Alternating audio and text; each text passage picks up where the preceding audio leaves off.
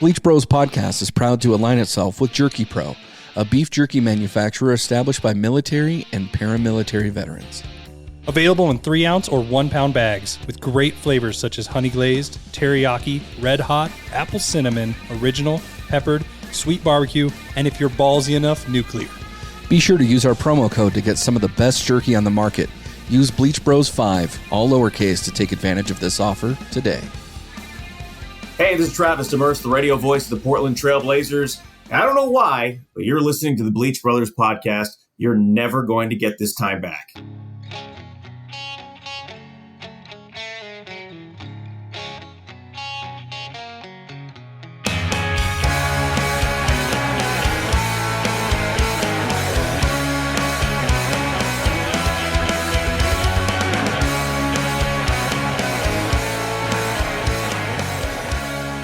Welcome into the Bleach Brothers Podcast. I'm here with this guy, B-Word. How you doing? I'm all right, man. How are you? You didn't like that, did you? I could tell. You're like, oh, Jake, why are you doing this tonight? But, I don't care. I want to do this. I want to throw a little behind the scenes. There's a series of episodes that are all recorded kind of together. I'm not going to say which ones because I don't want to give away dates and shit. But it's fun doing multiple episodes with you. I will say that.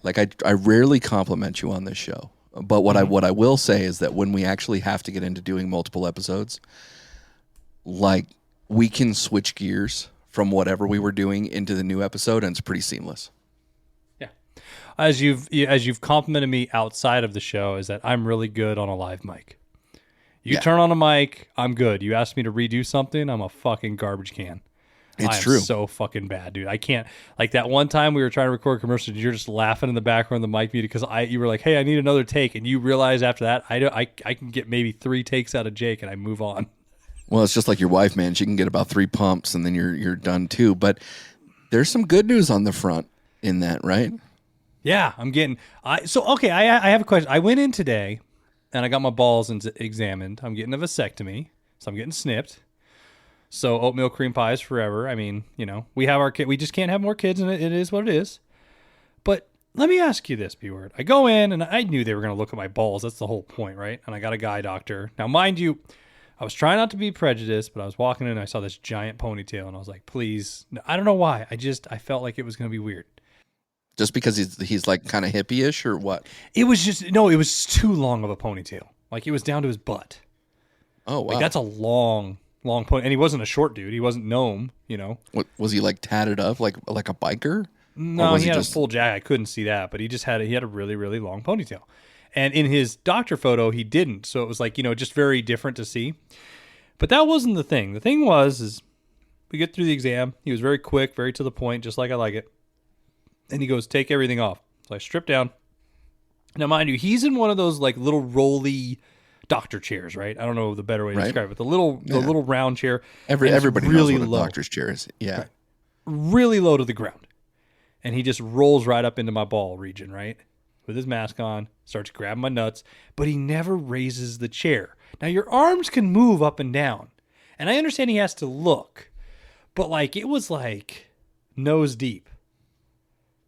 Nose to dick hole. And do you think he should have raised the chair up? I don't know. I think that there's a couple things on that. If he should raise the chair up, who's his next client? Who's his next patient? Is it somebody like Gnome? Because if so, why not just keep it down? Well, there's different exam rooms. That when you go to the doctor, you go to different rooms. I was in exam room 11. I remember that because I saw it on the door. Now, mind you, he just rolled in, and my wife was explaining to me, well, he needed to look at the goods. And I'm like, okay, I get that. But also I'm thinking that bedside manner where they're talking to you, and if he feels something, then you inspect it. Because all he's doing is wiggling his fingers. He's doing a lot by feel. There's not a lot to see, just besides a ball sack. Well, I mean, you did have your monster hanging out too. So I had that moment. I was just like, wow, I don't know. I said, and it's not my area expertise. He's the expert. He's the doctor. He's the surgeon. He's the urologist. He knows what he's doing, B-Word. I don't. I've never snipped real nuts. So I'm interested in going down and getting the V procedure as well, specifically because I just don't want to have any more kids. Talk to me about this. Like, when he looked at your nuts, like, how close of an examination was this? Was it like to turn your head and cough? No. Or was it like, did he actually like lift the nuts up and like look at the veins in the back? Like, what actually happened here? He grabbed each one. He like rolled them in his hands, like felt every little nodule and node, I guess, if there's a lack of a better word. It was like, that one's good, yup, up, and then asked questions during it, and then like lifted things, moved things, did it. But here's my problem, B-word. I didn't know what to do. So I do this thing when I'm in, my wife makes fun of me. When I try on new clothes, I do this thing with my arms like this. I don't know why. I just look like a fucking robot, and I hold my hands out. So I started doing that. And I'm sure he looked up at one point, and I just looked like an R-tard, just like, I didn't know what to do. And I just stood there, and I stared at the wall and just looked up. I didn't look down. I treated it like peeing. But somebody was holding my balls. So you and I can see each other. Our audience cannot see you. So when you said I had my hands like this, I have to describe this, okay? Okay. So basically, think of Talladega Nights' Ricky Bobby, where he's like, I don't know what to do with my hands. Yes, that was Jake's pose. It's like the Tyrannosaurus Rex. If you're happy and you know it, clap your whoa, right? Yeah. That's what Jake's hands were doing. So, I mean, what? Not to like divulge all of your medical stuff here on a podcast, but like, was he feeling for like testicular cancer? Was that like what he was searching for? Like, so there wasn't any conversation other than, hey, you got good nuts. Yep. Like it was, I think here's why I like those type of doctors. Why say, hey, you know, if I feel this is going to be bad. I don't need to know all that. I don't need to WebMD my life. So he just said, nope, everything's good. He doesn't tell me what he's looking for. All he did was say, I'm going to be in touch with your date. So obviously I got good nuts. They're fine. They work. I have 3 children, right? And then I got like a 12-page packet of what to do. Like I got to bring a jock strap with me. He did say, you know, you can use ice cubes or frozen peas, whatever you want. He goes, for 48 hours, you can't do anything. So watch a lot of sports and lay around and make everybody dote on you. Yeah. So, I mean, I got a whole packet of stuff I got to do, but you know, now I'm going to have the funny moment of going jock strapping. Like my wife's so funny. She's like, don't you have a jock strap? I'm like, no, I haven't had one since high school. She's like, oh. I'm like, I wouldn't have kept it. Like, yeah, I wouldn't have still be ringing around that thing. Yeah, I was actually just thinking when you said that, I was like, man, got to go to Big Five or someplace to get a jock strap. So when we were younger, we played sports. Both of us played sports. When did you remember, like, what sport was it that you knew that you needed to wear a jockstrap and or a cup? Baseball, because I got hit in the nuts with a line drive. Is that when? Do you know how old you were? Nuts with a line drive. And I actually have a funny story. I was in Ace Hardware. You remember Floyd's Ace? Yep. So I'm in Floyd's Ace Hardware, and I'm in there with my mom, and we're trying to describe, I'm trying to describe what I need, and my mom keeps grabbing the smallest one. And I'm like, no, Mom, I need. She goes, you don't need one that fucking big, don't all that. And she yanks my pants down and goes, never mind. And it was one of those weird moments in public where your mom's trying to embarrass you and teach you like a lesson, like, and then she was wrong. And she goes, just pick whatever size you need. And I'm over there like in the aisle in my underwear and everybody's walking by and I'm trying to figure out this cup situation. But yeah, I also had another problem with cups. I had one once where I got hit again with a line drive and it cracked in half. Oh, wow. And when I stepped forward, a nut went through, and when I stepped back, it closed, and that was a terrible baseball. You got a pinch? I got a pinch. No. I got a pinch nut. But yeah, dude, no, I don't know. When I was first shopping for cups, I remember my mom took me to Vegas. I think it was the Sports Authority.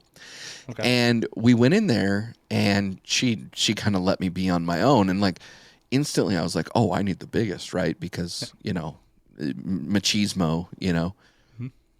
Ironically, I did need the biggest, and it had nothing to do with my elephant trunk. It had everything to do with these beautiful nuts that I've been blessed with.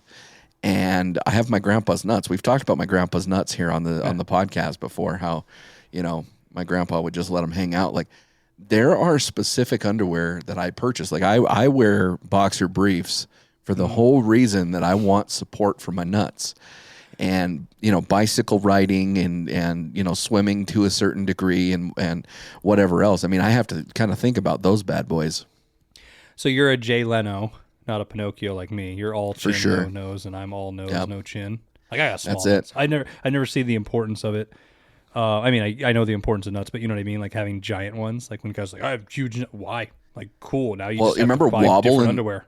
You remember Wobble? I in remember high school? Wobble's nuts. Yeah, dude. I was sitting there. I was in high school. wrestling, dude. We're in unitards. I'm wrestling Jesse, and he flips me around, right? And in the so we started out where I brought him down to the ground, and I end up getting on top of him to go for a pin, and he ends up like getting me out of the move, and then like flips me around to where I'm on my back, and he ends up like 69 positioning with me, right? Mm-hmm.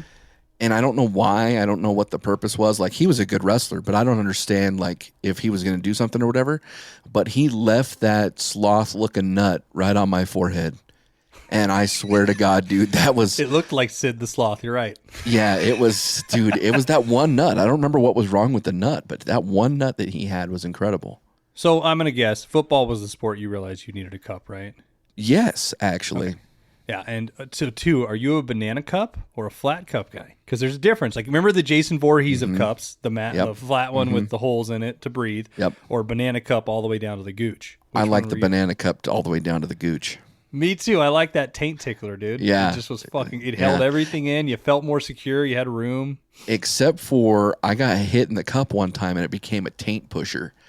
And that, dude, that's an interesting feeling. Like, it didn't hurt, but it pushed in the chode, and like you're kind of wondering, like, am I going to get a hernia out of this, or like what's going on? Or am I getting turned on like Stifler now? Use 2 fingers next time. Yeah, it's crazy, man. Well, I have to admit, buddy, I am happy that you're going through and getting the V done. I know it's going to be good for you and your wife. I know that it's pretty important for you guys, and you already have some great kids, so there's nothing wrong with hanging up the cleats per se. But I imagine it'll be fine. You really should have timed this for March Madness, though. Did you know that's the number one time in America for men to do it, because you get the first. Now, all right, would you do the first? Now they've ruined it, right? Now you got Wednesday games and Thursday games, but would you do it for the first weekend, or would you do it for a different weekend, March Madness? I think I'd probably do it for the first weekend, just because there's more games on the first weekend than there are the other games. You know what actually wouldn't be bad is if you were able to do it. I mean, now granted, it is a whole weekend, right, that you're basically down for the count. But if you did it like the first week of football, as an example, it's not quite the same because the games are all kind of during the same time, whereas March Madness is all over the place. See, I was going to say I'd go for hockey playoffs. Oh, okay. Yeah, I could see that. Yeah, no, that would be a good time to do it too. So we're going to get into a few things today that we really haven't talked about on our podcast. And we're going to talk a little bit about YouTube. We've talked about YouTube just in passing about different shows or things that we've watched. We've talked about YouTube's growth to a certain extent and how it's changed over our time frame. But tonight we really want to talk about like kind of what defines us with YouTube. So one of the things that we're going to talk about today is either the shows or the channels that you're sub to on YouTube. What would you say are your go-tos in your catalog on YouTube? So I had a problem when doing this list, B-Word. And the reason was, knowing me, I categorize everything, right? And it's not just based on moods, but it's like I have channels. I'm subbed to, I don't know, I'm subbed to a lot of channels, right? Right. And I do like it when I see the blue dot. That means there's new stuff coming on, right? But there's a lot of dead channels. But like if I was going to go with movie reviews, right? Or reviews, like I have a list of top 5, or I have weird, or like real life stuff that I like to follow, or you know what I mean? Right. Is that how you look at it? Because I feel like I go through those stages like, oh, I'm watching all comic book stuff this week, or oh, a new movie's out, I'm watching all these reviewers, or oh, I'm just into watching hoofs get cleaned for cattle. Ironically, hoofs getting cleaned for cattle is one of the greatest, most satisfying videos. That and like pimple popping. Right. I am not subscribed to Hoofs getting their cattle cleaned, although I do not turn that video down. I do not subscribe to like pimple popping, and I wouldn't turn that down. I'm also not subscribed to any chiropractic videos, but those are my jam right now. Most of everything that I'm subscribed to has to do with either comic books, reviews, reviews of TV shows.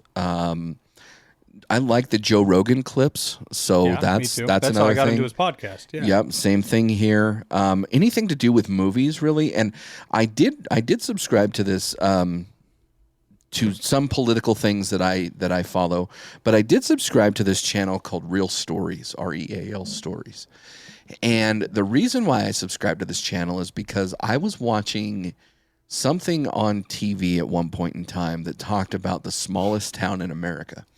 Mm-hmm. And they said that they would not tell us where the smallest town was. I don't remember if it was in America or California. Bear with me here. But they wouldn't tell us where it was because they didn't want people coming to look at it. And so after a real quick Google search, I found this video by Real Stories that talked about this town, and I don't remember what it's called off the top of my head, but it's right out of Lone Pine, California. It's got like a population of 60. It has its own post office. It has its little mercantile that the town runs. The town actually has a water board. Like, it was a really cool documentary that lasted, I want to say, the better part of 2 hours. I enjoy shit like that. I enjoy finding those hidden gems on the internet where it's not like advertised on television and like you're watching everything to do with this story and these people's lives. I just really enjoy stuff like that. So I have some weird stuff like that too that I'm subscribed to. What about you, man? I do subscribe to Nate the Hoof Guy, so I'm just going to throw that out there. Okay. I watch a lot of cattle hoof cleaning. I don't know why. I just fell down that rabbit hole one day and did it. But I'll do this before we get into some lists. And you know me, I'm gonna mark out who I'm listening or who I'm watching and why. But it also made me think of my theory of two, and I know that's been a popular topic again with some of our fans that we've been talking. And I'm going to throw some shows out there to you, B-Word, in the sense that they're a theory or two of mine. I've known you've probably watched all of them or know of most of them. And I want you to pick one out of the two and why. Okay. So the first one I'll go with is Emergency Awesome or New Rockstars. I like New Rockstars better than... Well, damn, that's hard. Right. That's tough because if I just want it plain and simple, just a review, I think Emergency Awesome does a better job. Exactly. If I want some sort of like speculation or fantasizing of where something is going, whether it be, House of the Dragon or a Marvel movie or TV show or something of that nature, I think New Rockstars does a better thing there. Charlie from Emergency Awesome does a great job at picking out Easter eggs, but I also think that New Rockstars does a better job of picking out Easter eggs. I will actually throw a different channel at you, and then I'll make my pick. But it's hold on, it's the guy from Comics Explained. His name is Rob, and it's anyway. I'm for some reason I can't look it up, but. He has a really good channel if you're actually interested in what the comics go over. Geek Culture Explained. Geek Culture Explained. So he has a great channel. So like when Civil War was coming out and I didn't want to go through and read all the comics, I actually listened to his 4-hour commentary about explaining everything again. So I know that you're going to make me choose between the two channels. I think I'm going to go with New Rockstars. See, I'm Emergency Awesome.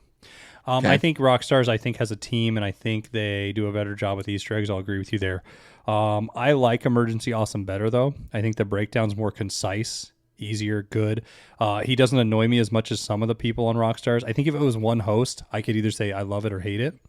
Okay. But it is good you brought that up because I have 3 in a row that are all comic book related. So good job. Because the next one was actually Comics Explained or Comic Storian. I don't watch Comic Storian. Oh, so I'm going to go with Comics Explained. And the reason why I don't watch Comic Storian is because they go through more DC than they do anything else. And so I'm not the world's biggest fan of DC.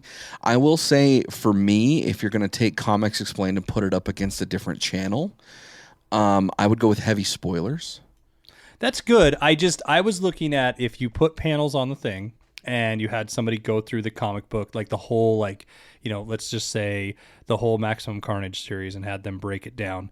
See, I'm a comic historian guy, and it's funny because we're probably going to disagree on every single one of these for different reasons, but I like Comics Explained. I think he's more entertaining. I will give him that, especially his other channels. And, you know, when he goes off on fucking Black Bolt is probably one of the funniest things on the damn planet. Right. But Comic Historian, I love the voices he does because it's one of those things where all his voices sound the same. Yep. But they're different, if that makes sense. It's like when your dad tells a story and goes, and then the coworker was like, oh, what the fuck's wrong with you? And then I was like, no, what the fuck's wrong with you? And it's, you know, but you know it's different but the same. I also just enjoy the way he does the panels. It's easier to listen to audiobook style. So like when I'm working, I can throw Comic Historian on and I don't feel like I can pay attention to it better while doing something, if that makes sense, than Comics Explained. I feel the same about Comics Explained as you feel about Comic Historian. Okay. I think, and with Rob doesn't try to disguise his voice at all, and his voice is like Barry White. So I'm all about Comics Explained and Geek Culture Explained. Okay, so the next one is the two channels that are probably my lowest of comic book stuff. It's because one actually I unsubscribed to. Everything became clickbaity, and I'm still into the other one, but he sort of annoys me. And it's Everything Always or Comic Book Cast. Comic Book Cast became a total, in my opinion, I'm just going to say it, a fucking D-bag to where everything was, I'm going to put out this article that Carnage is in the new movie and then talk for 5 minutes and be like, but guys, we really don't know if Carnage is in the movie or, you know, whatever.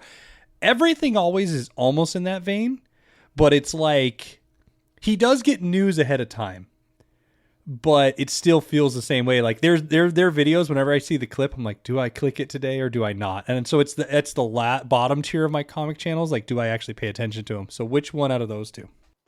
Definitely Everything is awesome. I have unsubscribed to the other one. What is the other one? So we both, fuck comic. What is the other one?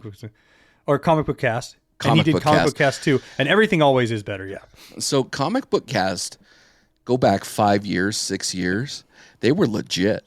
They had a great channel. They had a great discussion. They had great observation, reviews, etc. And you're right, man. Everything became all about the icon and all about the title.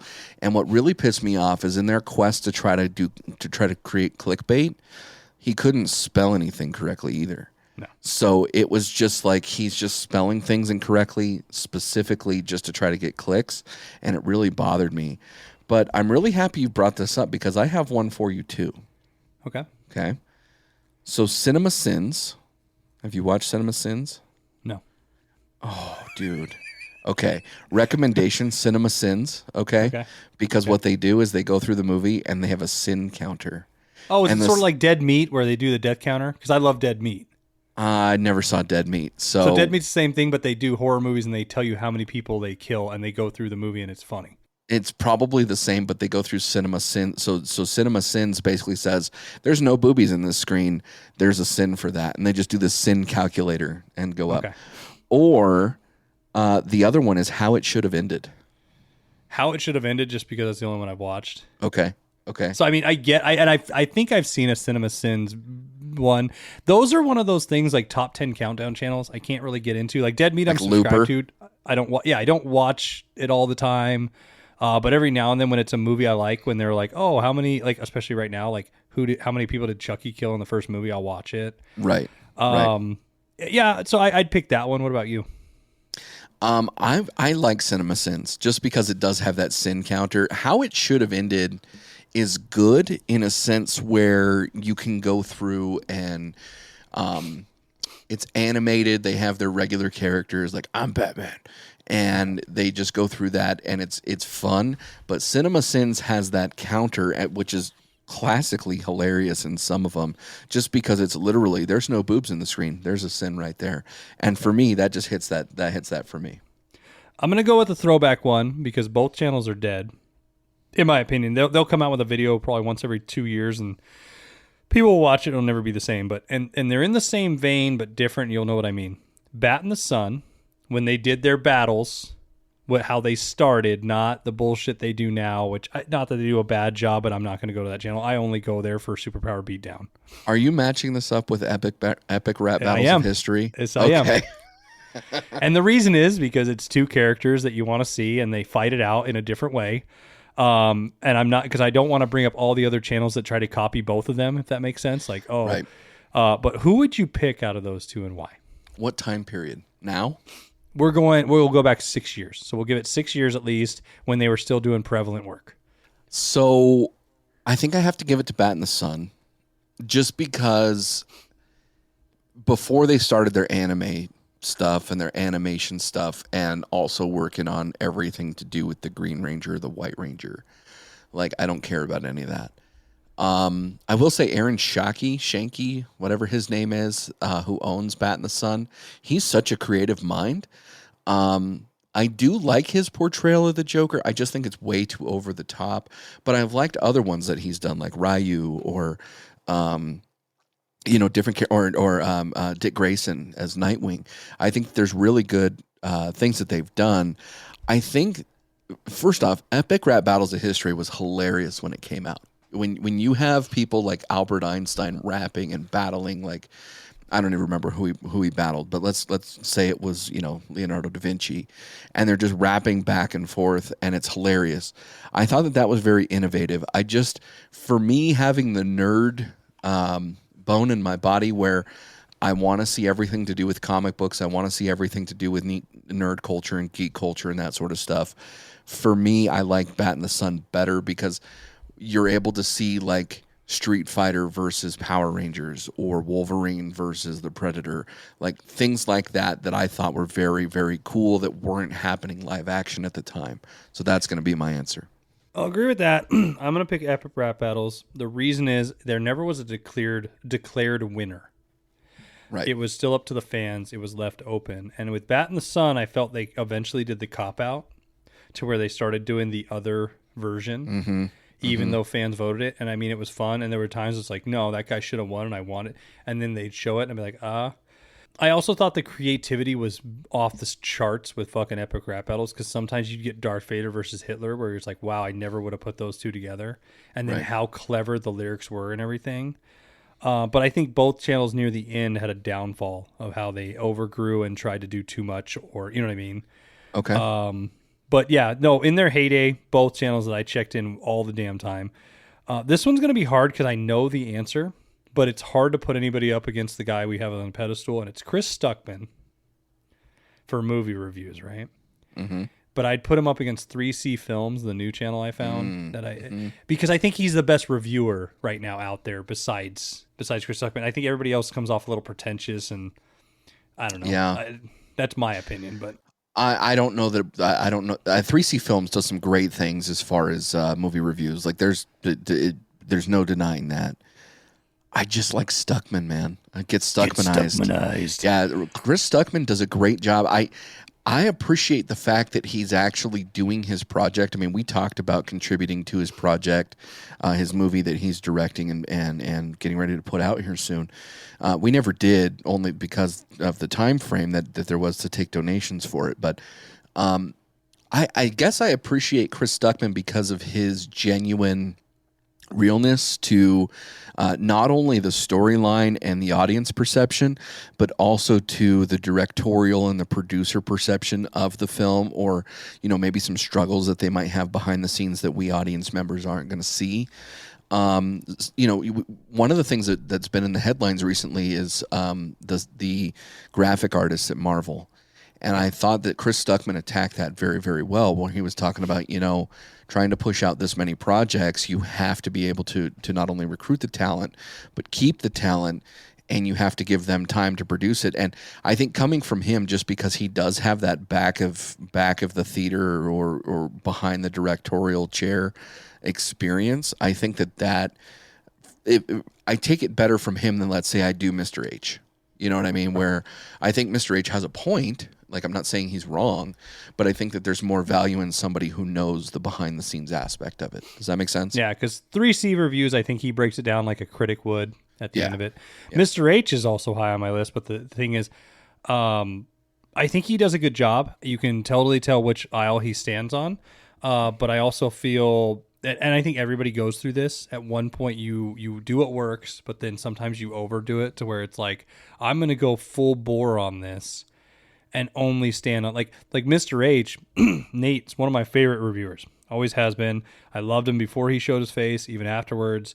But the fact that he hates Disney so much that it feels like when you click the video, you already know the answer. And whether or not I think it's still genuine. So I'm not saying whether or not. I do think it's genuine, but it is hard to go into it knowing that already the answer, I guess. And Chris Stuckman, you don't really know when he's going to review a film. And I think he just reviews films like fucking spot on. Since we're on that, I'll say this, and you can rank yours if you want, but if I was going to go for review channels, right, just in its own category, it's Chris Stuckman's number one. Yep. Mr. H Reviews is number two. Both movies, both media style. Mr. H is higher for me on my list maybe than it would ever be for yours. It's a lot of creature features too, which is what I enjoy, and I think he does a very good job with that. ARTV would be next, and he has two channels, ARTV and Beyond ARTV, and that's the music side. He does really good lives where people request music and he listens to it and gives a good review. And it's not just one of those like, oh yeah, I like this. Oh, I don't. He breaks it down. I also like that it started out where it was my style of music and then learning that he's really into the poppy stuff and like what's in the culture. Nerdstalgic, not that it's really review, but would be up there because the way he breaks down is the most poignant way I've ever seen. That the rise of that channel is insane. How fast it grew. Because it's just a fucking killer product. Right. Like why they fired Andy from The Office, and he goes down and breaks through it. And he actually goes through the background. He goes through the real stuff in Hollywood, how writers write. And it's one of those things where he explains like what goes on behind it. I would love to put Cinemassacre on this list. And the only reason they're still in my catalog is because of Angry Video Game Nerd. And his reviews of video games as a character, sort of like Jake the Hater, is one of my fucking favorite things. And I also understand his strife where people are like, we only want the angry video game nerd because you have this. We have fans that only want me to fucking go off the rails and be mad. But there's times I want to be serious with you and actually have a conversation. And it's hard to balance that out at times because people expect one thing and want another. But I feel like the rest of his channel is not great. Right. Like his production crew and everything, I feel like it's too forced, and it's like they just want their buddies to come up, and that's how I would do if I was going to do review shows on YouTube that I subscribe to. What about you, B-Word? So most of the review shows that I watch have to do with either Marvel or Game of Thrones or stuff like that because that's what I'm into, right? So Stuckman, I would say, is probably the movie reviewer that I actually trust. I like a lot of his decisions, and he doesn't just review new movies; he reviews old movies, and so I really appreciate that. Specifically in 2020, when everything was shut down, there wasn't any movie theaters. He went into the catalog and just started putting out some great reviews on like movies like Citizen Kane or Planes, Trains, and Automobiles, or just some different things. So he's definitely number one. I would probably put 3C Films above Mr. H, to be candid with you. But if we're talking about specifically reviews for TV shows or movies, I've got to go with Mr. Sunday Movies. It's actually out of Australia, I believe. He's a really good reviewer. New Rock Stars, I like their reviews, especially the spoiler or spoiler-free reviews. I think that they do a great job with that. Probably one that many people don't really watch, or at least haven't watched recently, is Flicks in the City. I was going to say, I'll interrupt you here real quick because when I was doing my theory too, I didn't want to get too deep on it, but I had her versus Mr. Sunday Movies. That's the one that I was going to do until you changed the topic too. Yep. So, but Flicks in the City is good. Emergency Awesome, I'd probably put next. And then, I can go down. I mean, Cinemassacre's on there, Geek Culture Explained or Rob Explains or Comics Explained. They're all the same guy. You can go on there, heavy spoilers. I don't really want to go too far down the list just because there are some really good reviewers on there. But that's probably where I would start. Like if I'm looking at some feedback on whether I want to go see a movie, like if I want to go see the next DC project or if I want to go see something, and maybe I'm on the fence about it, that's usually where I'll go is for the spoiler-free reviews and then go from there. So I'll ask you this, because I do think, just like they say, a lot of things in life describe a person, right? And I think the YouTube subscriptions that somebody has, their list, can really describe who they are. If you could build another category, give us an insight to like what else you watch. So not to include films and not to include TV, which I think is probably the vast majority of what I have on here. I would probably go. So just some off the wall ones. Let me go from there. So I have Matt's Off-Road Recovery. I like watching these trucks and trailers and different things getting stuck out in the wilderness and like people bringing them in. I think that's pretty cool. Then I also have let's see here, Dad's on Dayquil. And I realize that that's pandering a little bit, but I love when they do their shorts or their intros to their episodes. Like eventually I want us to get into that too, where we're able to post a little preview for everybody. Mm-hmm. So I like that. I also, because I live here in Nevada, I subscribe to this channel called Ghost Towns of Nevada in California. Okay. And basically it's just aerial footage of the towns, and with some of them they'll go through the history of the towns as well. So I like that one. Michael Francis, the mafia guy. Okay. He has a channel now where he will talk about things that happen within the mob, like real or fake, or if he had experience with somebody, or like one of the most recent videos I watched of him is Trump affiliated with the mafia. Like, was Trump a friend of the mafia or whatever? And he took a very non-biased approach with talking about that. And so I thought that was really cool. I would like to subscribe to more channels that aren't like true crime podcasts, if that makes sense, where they go through more documentary style crime. Like not Justice Files, let's say, or not Unsolved Mysteries, but just more like where that's all that they do. They're specifically to that, and they do it not in a podcast format. Like it's very much in a documentary format. Like that's something that I wish that I had. Also, the other thing that I have on here is I do have some wrestling channels. So I have WrestleLamia and I have Wrestling Bios. I have both too. And which one's better? I like WrestleLamia, dude, for sure. Oh, me too. I think they're both great, but WrestleLamia, his voice, everything. I think the breakdown is stupendous. I'm gonna get into my next list right after we come back. Hey, all you cool cats and kittens! It's Josh with the Appleboys Podcast. My friends Corey, Rob, and Jimmy used to meet up with me after we all got off work on Saturday nights at our local Applebee's to hang out, drink Miller Lite pitchers, and swap stories. We talk about our days at work, stories about our families or our childhoods, funny things we saw on the internet, sports, current events, and whatever else came up. Sometimes serious, often irreverent, definitely not safe for work, and almost always hilarious. We decided to start recording our conversations and sharing them with the world. Since Saturdays are for the boys, and we hung out at Applebee's, the name Appleboys Podcast made a lot of sense. Come hang out with us at the virtual bar and join our community. Visit us at www.appleboys.us or search for the Appleboys Podcast on your favorite podcast platform. Happy tonight!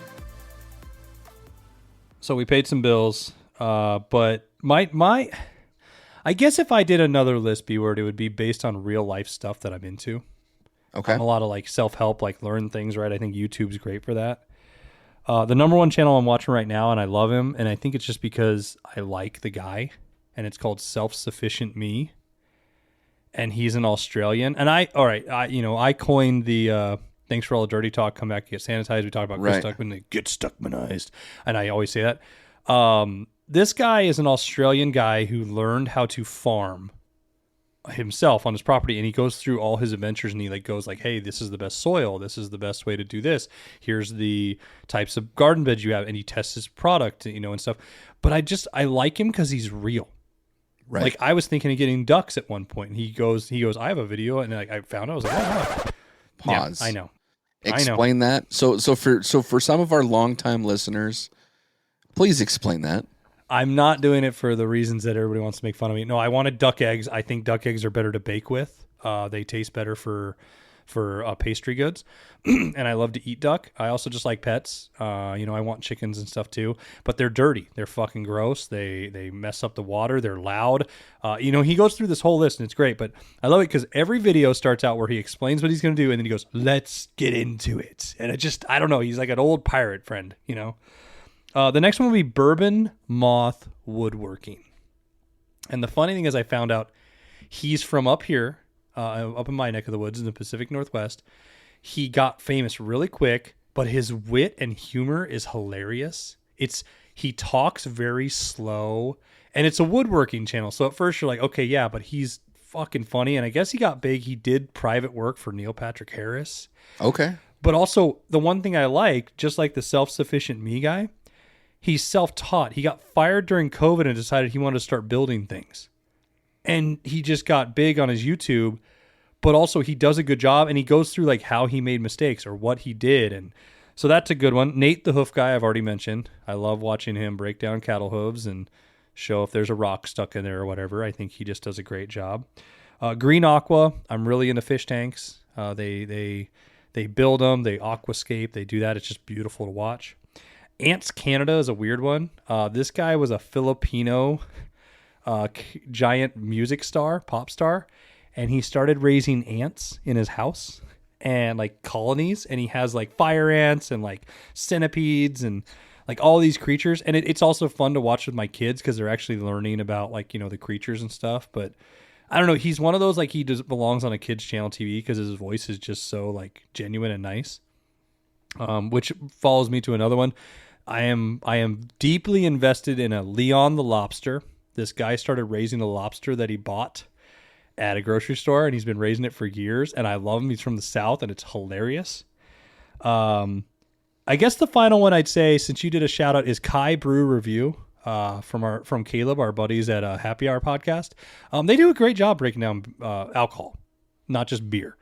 And I've watched a few, and it's enjoyable to watch people enjoy libations or like food types of products, stuff like that, and actually have something to say about it instead of this is good, this gets you drunk. It's They actually like have a thought process behind it, and sometimes they're speechless. Sometimes they have a lot to say.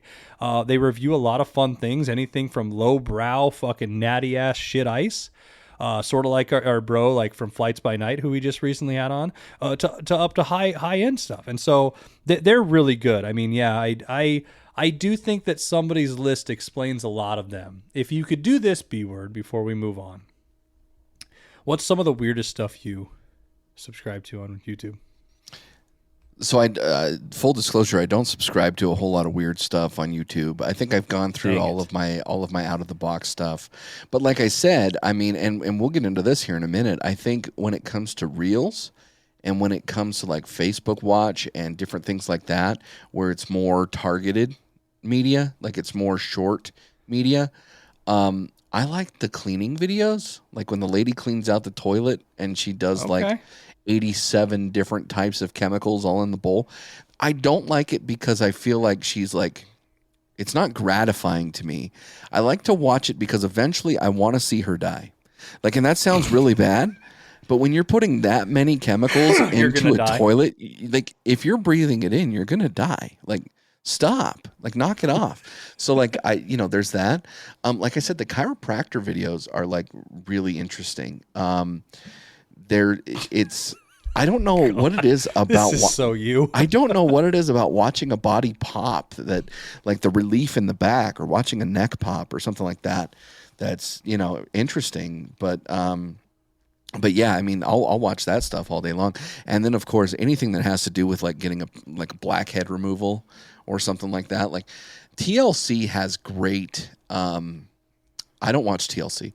But they're commercials for shows like the Feet Doctor and like the weight loss, Dr. like the 600-pound whatever, and like their previews are incredible. My problem is I don't ever want to watch the show to like go through it because I don't care about the storyline. Like, show me the pus coming out of the pore.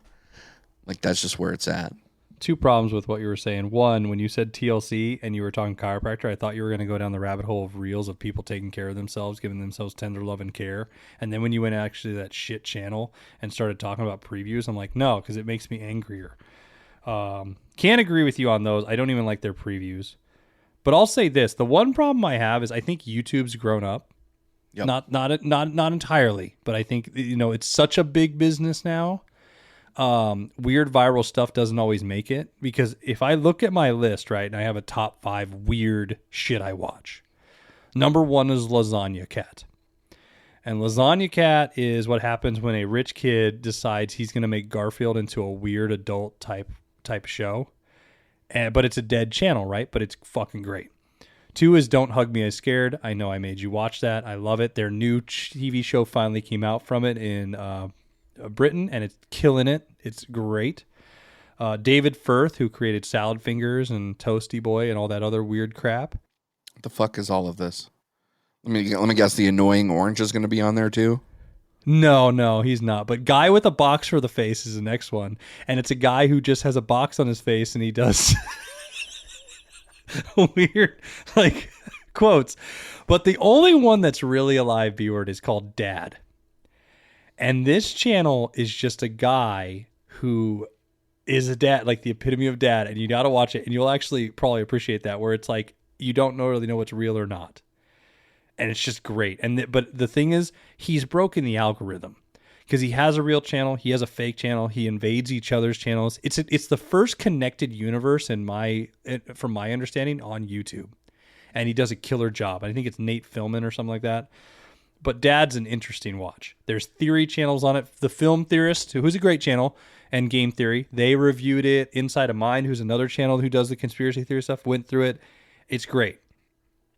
Enough of my weird list, B-word, because I can see your face, but maybe check some of them out. Or all I'm going to do now is just bombard you with links and make you watch 1 or 2 of these. Honestly, when I go to edit this episode, and also when I listen to it, so that way we can get the download and the listen, I'm probably going to skip that portion of this and just go back, just not even deal with that. But I will tell you, there are some things on YouTube that, like, from years ago were interesting. Like, did you ever, when I said The Annoying Orange, it kind of made me think of it, but did you ever see that video of, it was like a gecko or a lizard or something like that, where with the audio trapped in the closet?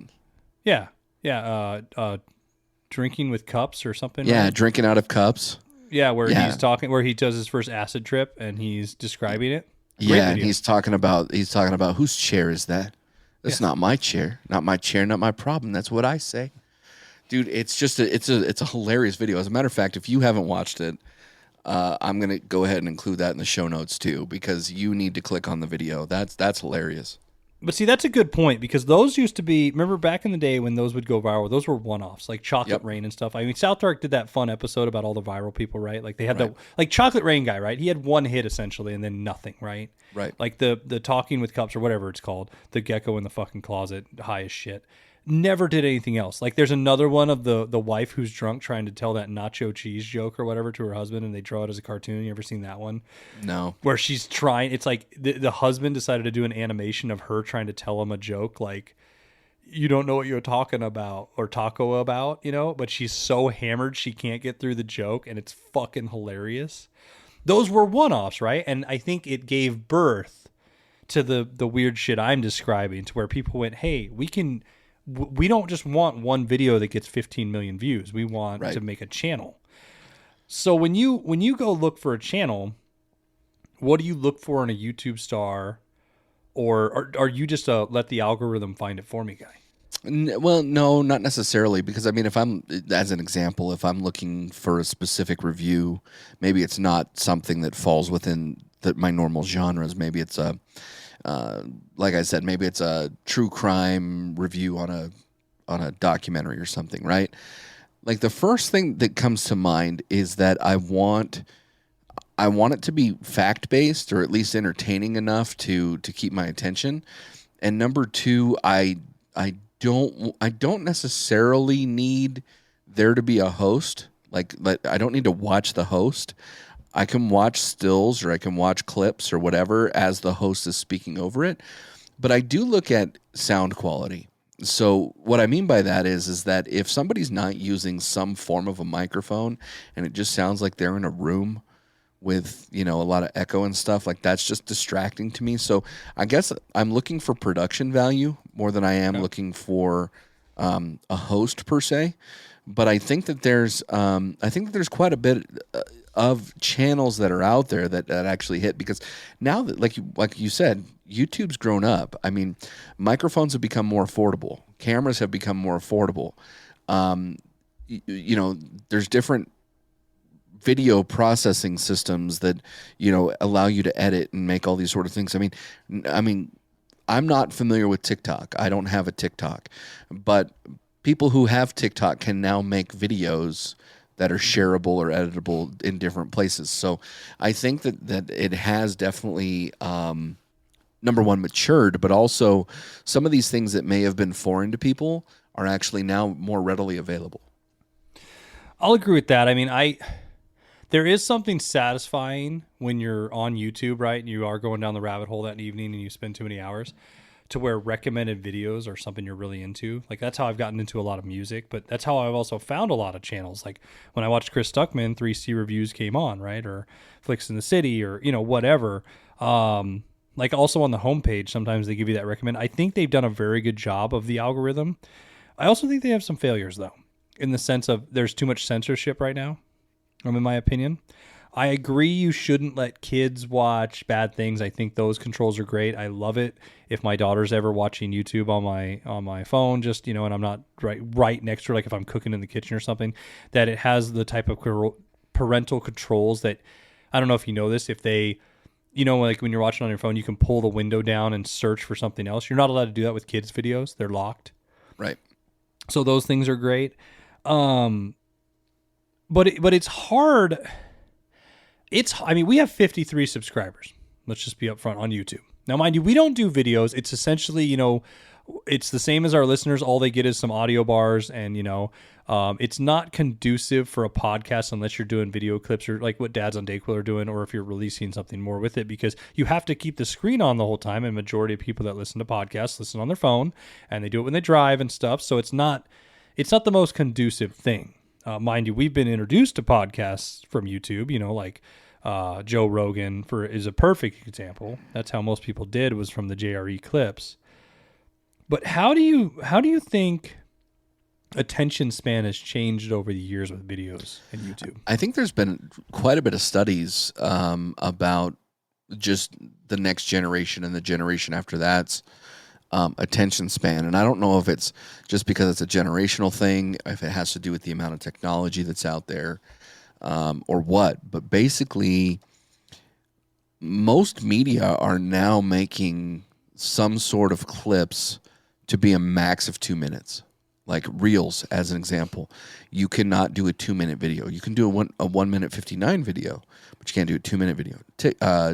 Twitter, same thing. If you're going to post a video, it's got to be 2 minutes or less, right? So there are some of those. YouTube now has done shorts, which I think is 60 seconds or less. So you have to make your point in 60 seconds. I think from a content perspective, that it's actually a good thing because it gets you right to the point. Mm-hmm. I think from an entertainment perspective, or even from a journalistic perspective, it doesn't necessarily, depending on the video, it doesn't necessarily give you the entirety of the context. For me, I enjoy longer videos. I'm willing to listen to a 2-hour podcast. Likewise, I'm willing to watch a 2-hour YouTube video. The last 2-hour YouTube video that I watched was actually the Shia LaBeouf interview on YouTube. Oh, with John Bernthal. That was great. Yeah, and I sat there and I watched the whole thing, and I absolutely loved it, right? I think one of the things that's missing from these shorts or these short attention span things, specifically if it is a video of somebody, you're missing the body language aspect. And I think that that's where we're going to struggle, is that in this next generation or the generation thereafter, body language is not going to be much of a thing. It's already where eye contact is not made regularly, handshakes are not done. That may be pandemic related, it may be cultural related, but it's just something that I think that we're going to miss as a generation. Well, you brought up a good point with shorts, right? I'll ask this first, and then I'm going to get into my point. Is there a channel, because I can name one, that has better shorts than the full videos? I don't know, man, because I don't really focus on the shorts. To be honest with you, I've never watched shorts on YouTube. So I don't know. I have two, I guess. One is comedy-based Stevie Emerson. It used to be all slappers. He does the Wolf of Wall Street, but for dating, with fuck boys and stuff. And I think he's great. You Betches, I think another one where the shorts are sometimes better than the full video. Okay. I can get 30 seconds and get the same amount of comedy rather than the 30 or the 3-minute version. But Hip Hop DX, I think has nailed this market. If you're into hip hop news and stuff, where they do a better job with their shorts than their whole video, even though some of their videos are only 2 minutes long or something, I can get just as much news about Eminem probably in 30 seconds, and it's great. It's just to the fucking point, or they'll show the clip of the interview with 50 Cent or whatever. I think that's where they succeed. I mean, I used to have a YouTube channel, B-Word. Yep. You remember, or be a part of one. I was a part of one. Toy Kings with my cousin, which congrats to him. He has his new channel, Just Another Chris. It just hit 10,000 subscribers, where he reviews cameras and film work and stuff, and I think he found a perfect niche for himself. I think we did a great job. You remember, you used to support our show. We had great editing quality. I mean, if fans want to, they can go check it out. It is still up. Where we would go and we'd visit people who collected toys, and we would review and have little shows and stuff, and play games. But it was a fun time, and it was successful to a point. But it was hard because sometimes we were playing the game that YouTube makes you do of what hashtags do we use to get the algorithm up? Or what do we have to do? The biggest problem with me was, I'm explicit. So my cousin would always have to edit out a lot because he's like, I don't care you talk that way, but to hit the algorithm right, we're already limiting ourselves to how many people can watch this and stuff like that, And so those things change. And I think that's the hard thing that people find when they try to jump into this industry. I mean, they think, all I need is one viral video and I'm good. It reminds me of the people that say man, I wish I would have invested in Charmin stock during the pandemic because I would have made all that money from toilet. And then when you do the research, there's no Charmin stock. It's you don't know what the fuck you're talking about. Right. And it's the same thing with YouTube. It's how do you stay relevant and stuff? I mean, we're not that our channel is taking off, B-Word, but I mean, what do you think are the biggest struggles that these people come out with, to try to make themselves get bigger on there? I think ego. I think people lead with their ego a lot. It's almost there's people that talk about big dick energy, right? Where they lead with their crotch. I think that there's weak dick energy. Fuck that guy. Sorry. Exactly. I think that there's a point where you can lead with confidence, but I think some of the best people are people that show humility. I think that people who are willing to say, yeah, we that video wasn't as great or whatever, and then they correct it, And I think that the biggest issue with creators right now, and just in general, with several platforms, not just YouTube, is that people think, we've talked about before, people think that they're funnier than the joke, and the joke wasn't even funny. You know what I mean? You constantly think that just because you have a microphone, you're entertaining, and that's not true. I mean, I constantly have to check my own self because I know I am not the most entertaining person. The subject matter that I'm dealing with, I have to know about it. I have to be able to speak on it. I have to be studied in it.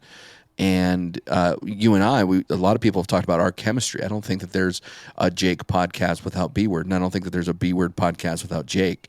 I think that we could be a part of other shows. It's about chemistry. It's if you're leading with confidence, I think that that's good. I think that you have to also be humble though too. I agree with the humility thing. Yeah, because I do hate it when they go on a tirade of their personal feelings and it changes from the channel. I understand you have to have those open moments, but I mean, I guess a perfect example is Boogie. He was the big guy who did the fake Candy Crush videos and stuff, and then found out I don't know, that's a whole fucking mess in itself, right? But it got to the point where it felt like every month he was coming out with another apology video, or I'm gonna be real, or. I do find myself skipping most of those videos and I feel bad to a point, Markiplier or Chris Stuckman or any of them going, let's get real about my channel today. let's talk about the state of the channel today. And I'm like, no, Right. let's not. Let's talk about fucking Five Nights at Freddy's and watch you shit your pants while you're getting scared, Markiplier. I don't give a fuck about the state of the channel. And I'm sorry, and I understand sometimes you need to let that out. But I mean, it's just, I think the ego is a big thing. I think the humility is a big thing. I think it's good to admit when you're wrong. I also think, though, there is a level of success that comes with the front. Right. And what I mean by that is we've seen it in this industry where something's posted. I mean, when we first came out, oh my God, you got a sponsor? How'd you do that? What does that mean? And then you sometimes get one, you're like, oh, there's really not much that goes into that. You know what I mean? Or sometimes there's more, or all the over. I mean, like, people will give you hell if you make it. People give you hell if you don't do well, and people give you hell if you do well. Like, you can't do everything right. And it's just figuring out the journey, right? Well, and that's the thing, is that I think for you and I, we don't really care. Like, I guess that's a bad way to put it, but other people's opinions of us, like, there's some people that we want their opinion, and there's some people that we want to please and do whatever, but it's not one of those things where we're coveting people's praise, I guess. And I just want to circle back to our YouTube channel.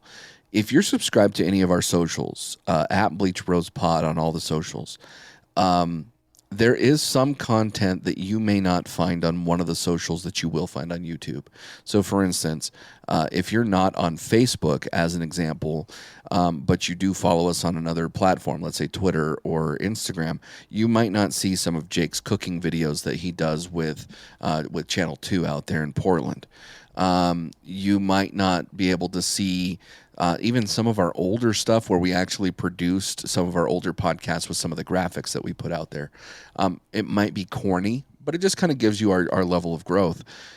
We try to be more active with some of the Bleach bits and stuff like that, and we're going to get better at that. But a lot of those videos in full, specifically if you're not on Facebook, you'll be able to find them on YouTube because we've uploaded them there. So I would give our YouTube channel a chance. We may do more stuff with YouTube coming up in the near future, but right now nothing's scheduled. Well, yeah, there was plans, but it's like also, where do you invest your time and money and effort, right? Right. I mean, like, you know, like you said too, and I want to circle back to this point because you were making a good point of, like, there's chemistry between us because we've known each other so long, right? There are people we do care about their opinions because we're close to them, almost like family, right? In that sense, right? But the same vein, like, there are people out there who think they're funny, right? And yeah, an inside joke's funny to the people that is in on the inside joke, but it doesn't mean it's an outside joke, if that makes sense, right? Like, I one thing I always hate is when you meet people, and I've done this on TV, I've done it on YouTube, I've done it in podcasting, and I've done it on radio, where they think, oh, I can just turn on a mic and I'm the most interesting fucking person on the planet. And I have moments where I think that too. I mean, that's an ego check, right? That's what you're talking about, the ego check of, I can't just turn on the mic tonight and be good. There are times we've gotten into the show, B-word, to where beforehand it's like, you're going to carry it tonight. I know you are. And that's just, there's nothing wrong with that. There's those moments, but I think the ones that you see find success are the ones that can check that at the door, and not the ones that think, oh, I can always just get hammered, or I'm just always funny, or no matter what I do is fucking gold. And it's like, might not always be the case. I didn't want this to turn into a shitting on something, but I will ask this last one for you with YouTube based. How long do you give a video a chance on average? Probably the same that I'd allow a woman to give me a chance, at least a few minutes. So, do you think that's changed over time? I don't know. I guess it really just depends on the subject matter. You know, like, for instance, I love mob stuff, right? So, like, if I'm trying to find something to do about mobs or mafia, I may watch it 10, 15 minutes before I X out of it or change the channel. If it's something to do with, you know, comic books or whatever, if they say something wrong, I'm probably out of it, right? So I guess it just depends on subject matter. What about you? I'll say this. It has gone downhill for years where I'm probably a 10 to 30 second guy. Are we still talking about YouTube? Everything in life. Food, drinks, women, or woman. But you know what I mean? But in the sense of, like, I think it's also because it's so easy, like, to read clickbait and stuff for the majority. And I mean, the algorithms work pretty damn well to where I know what I'm going to get into. Yeah. I know I can search for something and say I'm probably going to watch the video about DX over NWO, for example, right? But I'll give it that first little bit. I used to give it a lot longer. I used to give it minutes and give it time, but I'm just one of those. It's not that I don't have time for it. But in reality, I don't have time for it. Like, I'm just like, why am I going to waste and really try? It's like music. I hate it when I meet people and they're like, oh, you got to give this song, and it's like, it's not good until 3 minutes in. Like, I've already moved on. Like, right. Shows, it's not good until season 3. That, like, Peaky Blinders, that's where I'm at. Like, it's fucking hard. Like, why am I giving it time? Like, if I have to wait that long, why don't I just start with episode 4? Oh, because I'm fucking confused. You know what I mean? Like, right. So I feel like now 10 to 30 seconds used to be probably 3 minutes, depending on the video. But you know what I mean. But fair enough, my man. Well, I'm glad we had this conversation. I know that we've been meaning to talk a little bit more about YouTube for a while now. But if you're listening to this podcast and you heard about some shows or some channels that you haven't heard about before, check them out. We're not going to list all of them in the show notes just because that's going to be a lot of them to list. But take some notes, write them down, mark it in your mark the time stamp in here, and go check them out. I think you might find that you're entertained by some of them. But with that, Jake, what do you got for me? Thanks for all the dirty talk, and come back and get sanitized.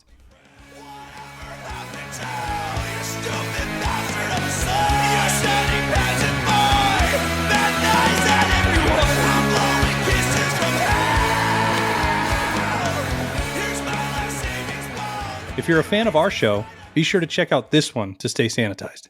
Hey everyone, it's Gnome, your favorite metal-loving midget. Do you love music? How about heavy music with some nice gutter rolls and amazing breakdowns? Look no further. Come join Jake the Hater and myself for your bi-weekly heavy music content. We bring you our newest singles and album recommendations. We are also bringing you new artists you may have never heard before. We are now streaming with a new RSS feed on Spreaker Prime. Come subscribe, like, and review. Also check out our Linktree for all our socials, feeds, and of course our very own Spotify playlist. Horns up and stay heavy.